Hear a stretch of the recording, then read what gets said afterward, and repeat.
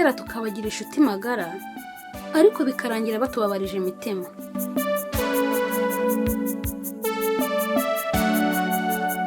Siko ari bose bishimira urukundo rwawe n'umukunzi wawe. Wa wundi ufata nk'inshuti yawe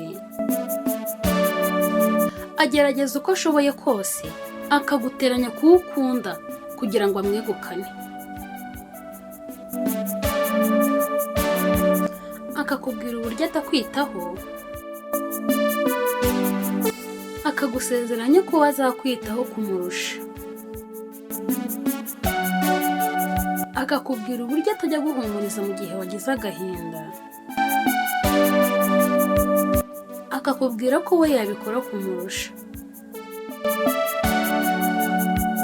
Kandi ibyo agusezeranya ugasanga afite abandi ibihumbi n'ibihumbi abibwira, ugasanga utaye wa wundi mubanye imyaka myinshi,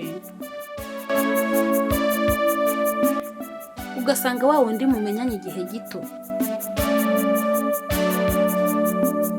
My friend, urukundo ni urwa babiri. Iyo hagiye kuzamo wa gatatu ngo agiye kubagira inama y'uko mwakundana,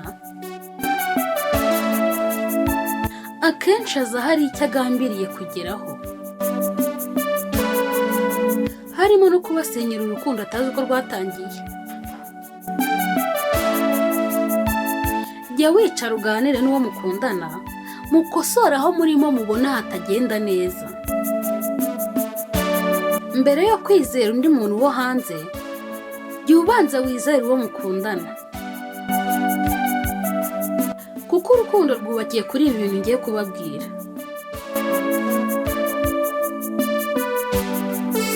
Icya mbere, rwubakiye ku cyizere. Ese uwo ukunda uramwizera? Icya kabiri, rwubakiye ku kuri. Ese uwo mukundana umubona nk'umunyakuri? Icya gatatu, rwubakiye kutumva amabwire.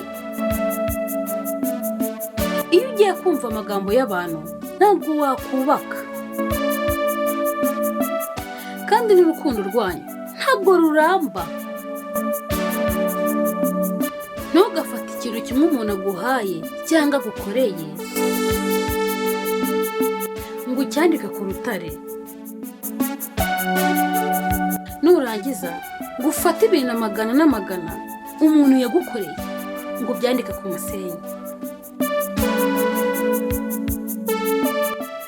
ngo nuko akubabaje akantu gato.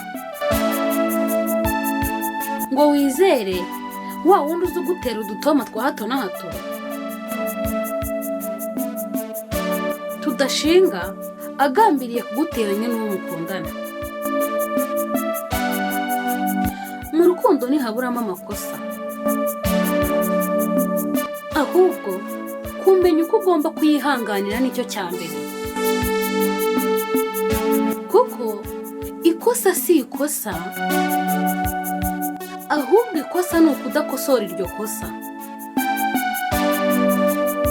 Bavandimwe, muzajye mushishoza ibyo abantu bababwira ku wo mukundana. Ntimwamenye ibyo baba bagambiriye kuri mwe. Mu gitabo cy'imigani igice cya 14 umurongo wa 15 handitswe ngo, umuswa yemera ikivuzwe cyose, ariko umunyamakenga yitegereza hanyura. Ntugapfe kumva ibyo abantu bakubwira, jya ubanza ushishoze. Ese wize iki?